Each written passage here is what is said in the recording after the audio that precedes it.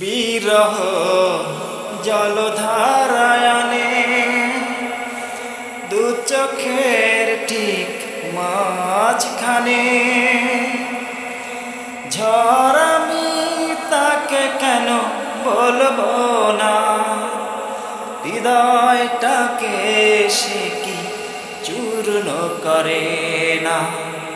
ঘূর্ণি ঝড়ার জলোচ্ছ্বাসে প্রচণ্ড আমি দেখিনি চোখে, তোমাকে ভালোবেসে দেখেছি